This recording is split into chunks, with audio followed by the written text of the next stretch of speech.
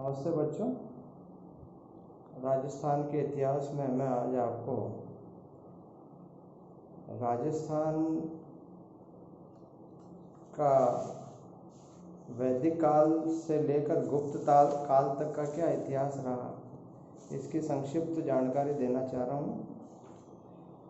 कल जैसे कि मैंने राजस्थान के भूगोल के बारे में आपको संक्षेप में परिचय दिया कि किस तरह से अरावली पर्वत श्रेणी ने भारतीय भूभाग ही नहीं पूरे राजस्थान में एक तरह से बहुत महत्वपूर्ण योगदान दिया है।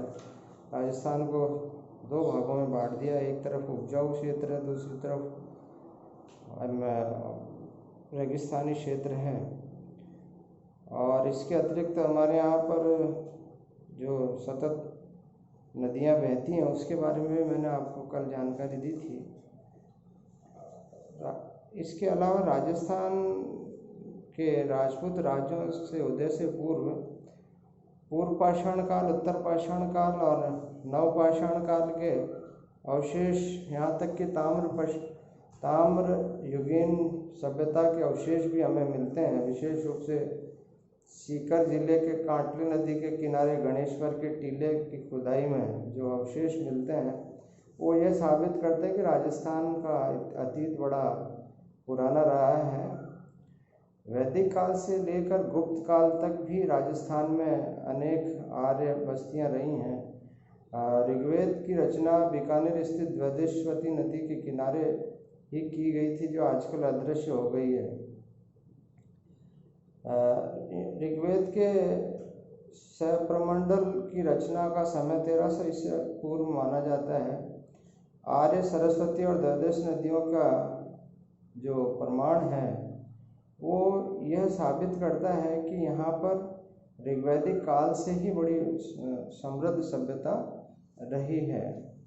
महाभारत तथा पौराणिक गाथाओं में प्रमाणित होता है कि जंगाल यानी बीकानेर, मरुकांतर यानी मारवाड़ आदि भागों से बलराम एवं कृष्ण गुजरे थे, जो आर्यों की यादव शाखा के नेता थे।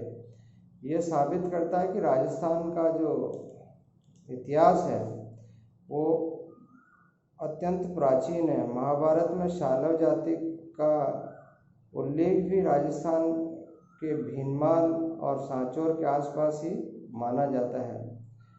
राजस्थान के पुरातत्व विभाग ने नोह, भीलवाड़ा, जोधपुरा, जयपुर, विराटनगर, जयपुर, सुनारी, झुंझुनू आदि स्थानों पर भी खुदाई कराई है। यहाँ के उत्खननों से स्लेटी रंग के चित्रित भांड उपलब्ध हैं और ये भांड आर्य संस्कृति से साम्यता रखते हैं। उत्खनन में मृत्यु भांडों के अलावा लोहे के तीर एवं भाले भी प्राप्त हुए हैं। लोहे का उपयोग 1000 ईसा पूर्व के आसपास का माना गया है। रामायण में पुष्कर का उल्लेख मिलता है तथा महाभारत में विराटनगर का अलवर, भरतपुर, जयपुर उस समय में मत्स्य राज्य के भाग थे और विराटनगर उस राज्य की राजधानी।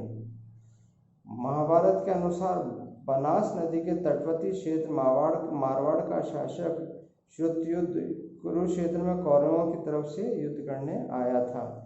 तो वैदिक काल से लेकर गुप्त काल तक राजस्थान में विभिन्न जनपदों के अलावा विभिन्न राष्ट्रों का उल्लेख भी मिलता है।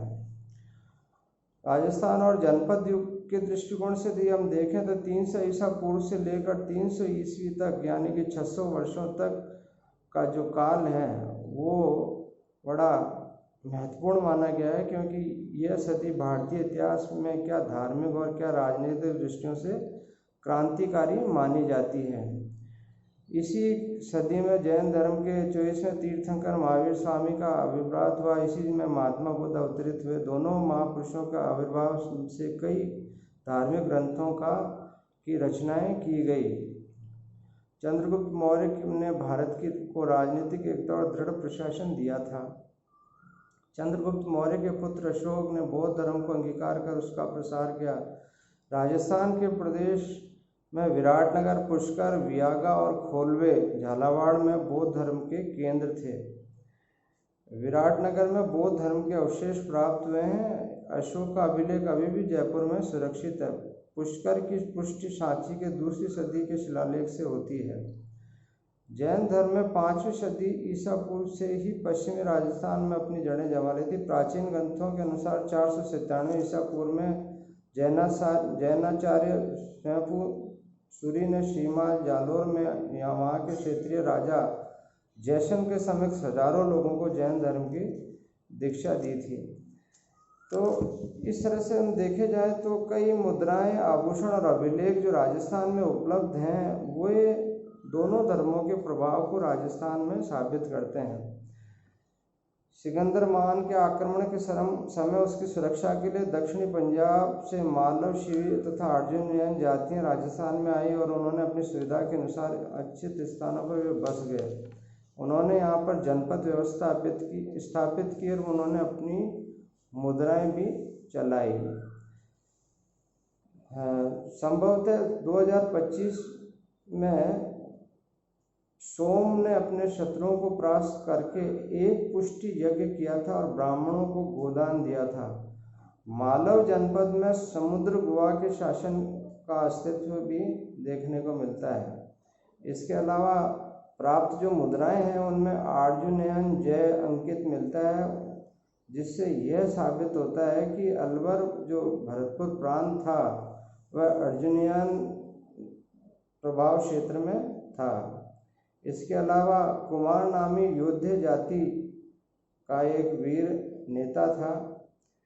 इसके अलावा राजस्थान में जो तत्कालीन धार्मिक व्यवस्था थी उसमें जैन धर्म और बौद्ध धर्म के प्रसार के फलस्वरूप राजस्थान में 2री शताब्दी ईसा पूर्व के मध्य धर्म का रूप स्थिर होने लग गया था। नगरी, लालसोट, रेड, बेरठ, पुष्कर तो बौद्ध धर्म के प्रभाव में आ गए थे और पश्चिमी राजस्थान जैन धर्म में प्रभावित होने लग गया था, परंतु योद्धे और मालव लोग ब्राह्मण धर्म से प्रभावित थे। इस कारण इन जनपदों में ब्राह्मण धर्म का अपना प्रभाव दिखाई देता है। यज्ञ नियमित रूप से होते थे, ब्राह्मणों को दान जारी था। ऐसा बताया जाता है कि सोमनंदसन ने षष्ठी यात्री यज्ञ किया था और ब्राह्मणों को गोदान देकर संतुष्ट भी किया था। गोसुंडी शिलालेख से स्पष्ट प्रमाणित होता है कि संकर्षण और वासुदेव की आराधना उस समय प्रचलित हो चुकी थी। मध्यमिका उस समय शिवी जनपद की राजधानी थी। बीकानेर संग्रहालय में दान लीला की मूर्ति कृष्ण कथा की लोकप्रियता दर्शाती है। समाज में शिव तथा महिषासुर मर्दिनी नगर की उपासना प्रचलित थी। इन सभी धार्मिक विचारों के प्रचलन होते हुए भी पंचरात्र विधियम शैव सिद्धांत के दर्शन अभी बौद्धिक विचार से पूरा प्रवेश नहीं कर पाए थे। ये सभी अभी शैशव स्थिति से गुजर रहे थे। इसके अलावा गुप्त काल से हूण काल तक के जो आक्रमण हैं, 300 से 600 ईसा पूर्व के जो आक्रमण हैं उनका उल्लेख भी तत्कालीन व्यवस्था में मिलता है।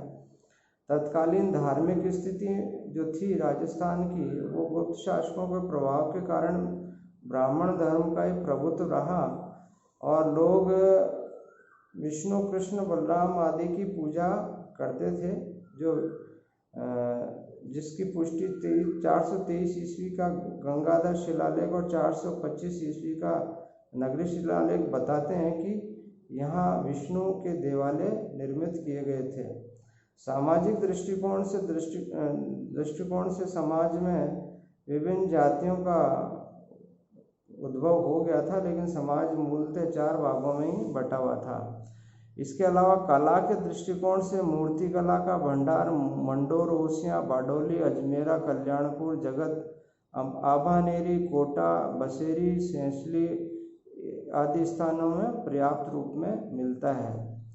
इनमें अलंकरण व केश के नवीन प्रसाधनों से प्राप्त मूर्तियां गुप्त कला से सभ्यता रखती हैं। इसके अलावा बीकानेर क्षेत्र के रंगमहल, मुंडा, पीर सुल्तान में मूर्तिकला कला संबंधी सामग्री प्राप्त होती है। मूर्तिकला व चित्रकला के अलावा स्थापत्य कला भी राजस्थान के उस समय में पर्याप्त रूप से विकसित हो गई थी और यह कला का निखार देवालयों में, राजप्रसादों में व स्तंभों में स्पष्ट रूप से देखने को मिल जाता है। मैंने अपने इस आर्टिकल में आपको ये सारी संपूर्ण जानकारियाँ दी है। आप विस्तार से ये PDF जो मैं साथ में संलग्न कर रहा हूँ इसको ज़रूर पढ़ें और लाभान्वित हों। धन्यवाद।